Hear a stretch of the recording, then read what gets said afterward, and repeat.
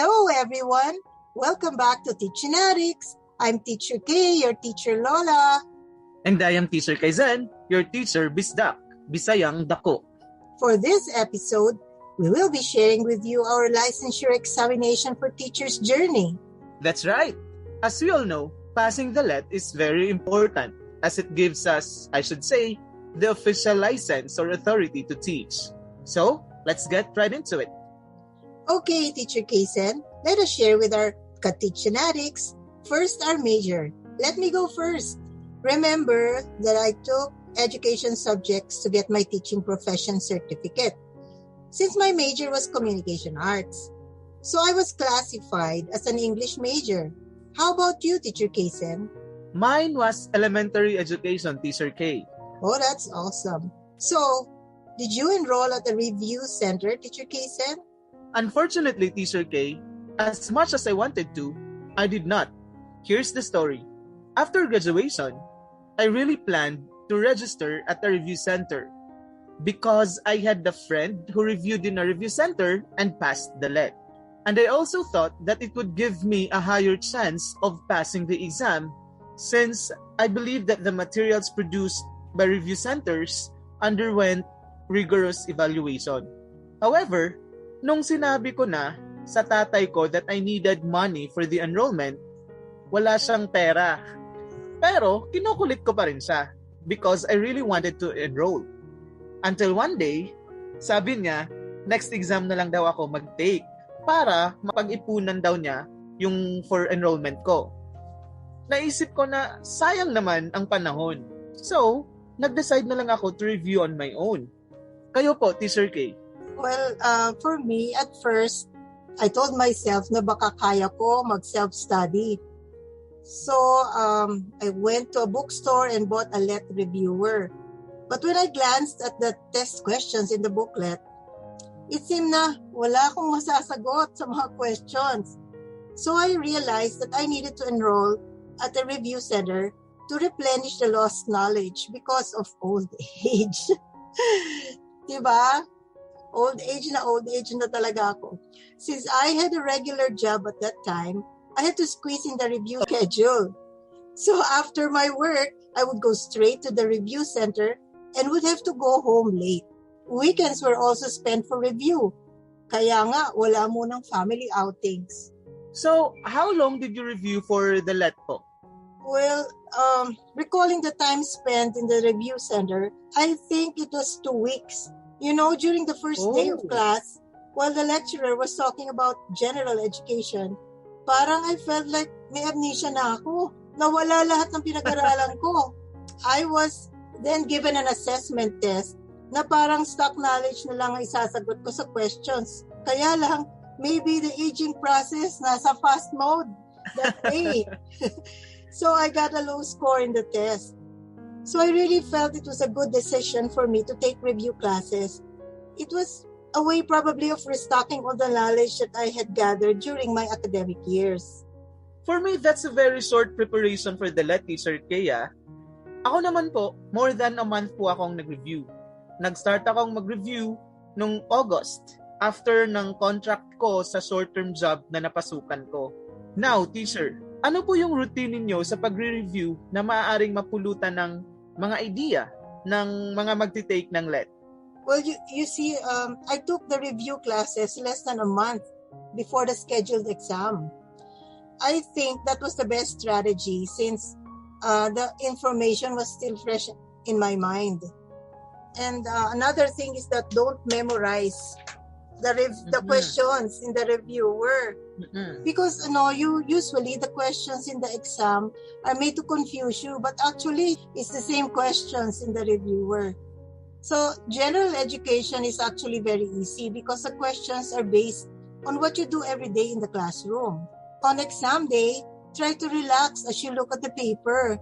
Do not stay too long in one question because of the time limit given to finish the exam. Just go back to the questions that you skipped after na lang, di ba? So actually, if you really listen to your teachers in college and really understood each subject by heart, plus siguro may advantage yung merong photographic memory, then most likely you will pass the test.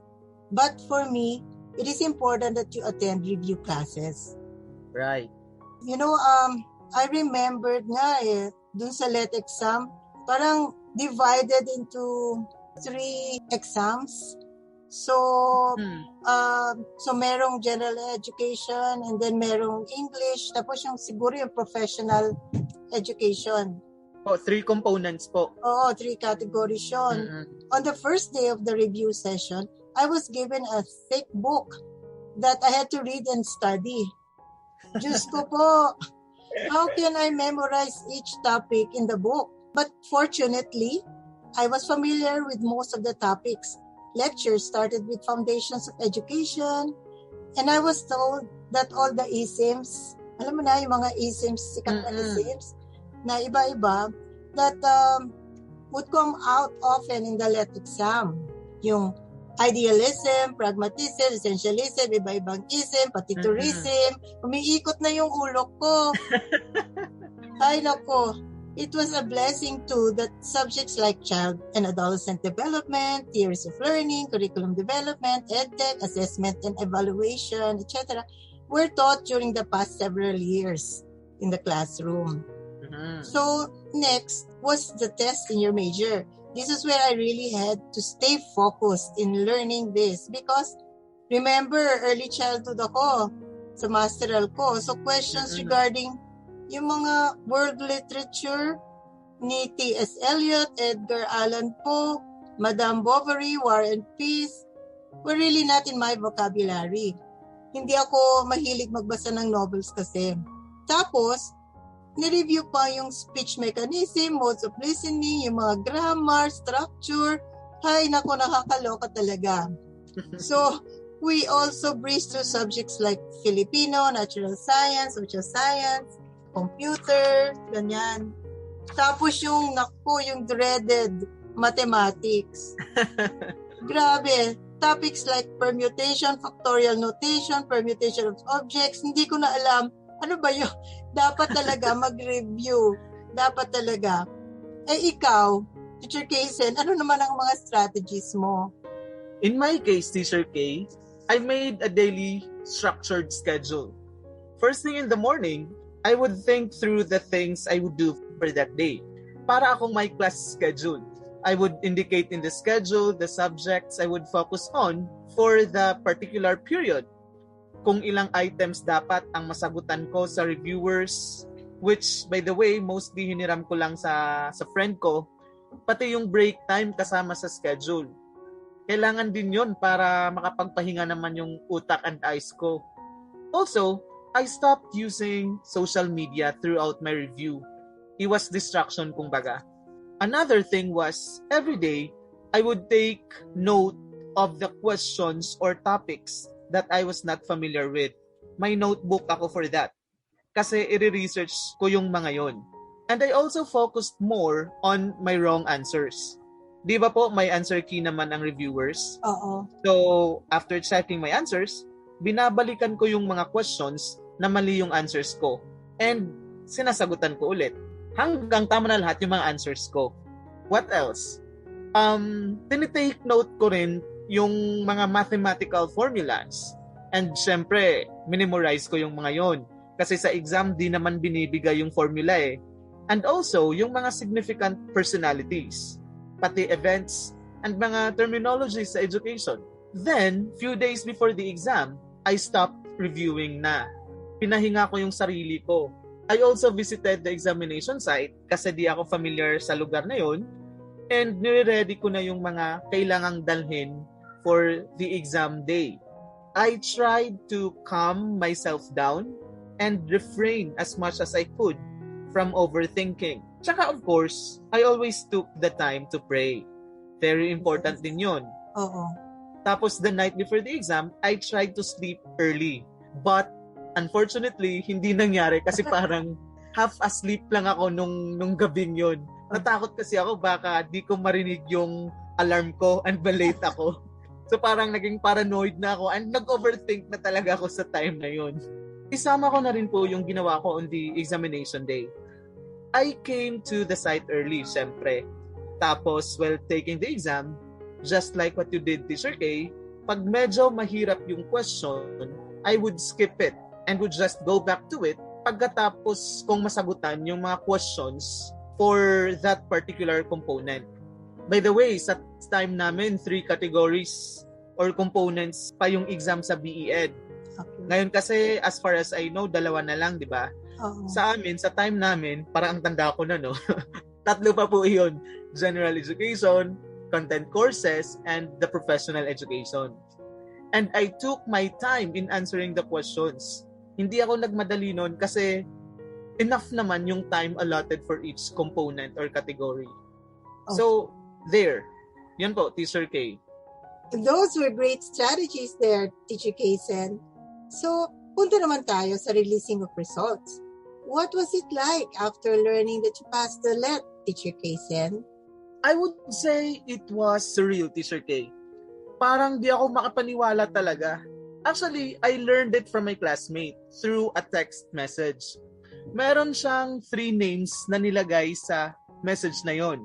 And isa sa names dun ay yung akin. So, I was wondering what it was all about. And ayun na, after a few minutes, may mga tumawag na sa akin. Nag-congratulate kasi I was one of the top-notchers daw. Ang galing. Parang mas lalo akong di makapaniwala. So, I went to a computer shop and looked for the results. And yun na nga, I saw my full name sa top 10. Wow. So, yes po, so di ko po ma-describe yung naramdaman ko nun. Gusto kong sumigaw at parang gusto kong yakapin yung computer. Kaya lang, may mga tao sa computer shop kaya di ko magawa.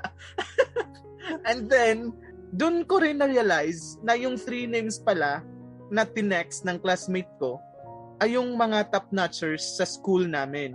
Wow. Kasi sa batch namin, 3 po kaming nag-top. Ang galing nyo. Magaling po yung school namin. Yeah, ang galing ng school nyo rin. 1 from BS-Ed, 2 from BE-Ed. Ako yun, tsaka yung classmate ko. Yung BS-Ed, top 5. Yung classmate ko, top 7. And ako, top 10. Wow. So, basta very happy and grateful ako. And then, to celebrate that success, bumili yung papa ko ng lechong manok. Yun yung inulam namin sa dinner. It was a simple, yet a very joyful celebration. How about you, Teacher Kay? Actually, during the exam day, I was really feeling good. Mixed feelings of excitement and eagerness to get hold of the exam paper and answer the questions. Kasi, alam mo naman, baka makalimutan ko na lahat ng in-review ko. Di naman siguro. So, what made my day was this incident when, when you are told to line up for your room assignments. Mm-mm. So, line up naman ako, but I noticed that all the examinees were young. Maybe newly graduates or just in their early 20s or 30s. Eh ako, 50s na. A girl approached me and told me, "Good morning, ma'am. Doon po kayo, nandun na po yung mga proctors." Parang parang naging judgmental yung babae na yun. Akala niya proctor ako. That really made my day. That's why ginanahan naman ako sa pagsagot sa exam. Positive naman po pala yung niya, yung effect niya sa inyo. Oo, that's true. After 2 or 3 months, there was this list already online of those who passed the LET exam. So, syempre, ako, nininervyos or I was so excited to see if I passed it. So, syempre, parang nakita ko yung name ko. I really cried. Kasi, never in my wildest dreams would I think of passing an exam and take 1. Why not po? Kayo pa ba? So, yun. My husband was so worried and asked me, bakit ka naman umiiyak? Meron ba nagbully sa'yo? O kaya, meron ka bang masakit sa katawan mo?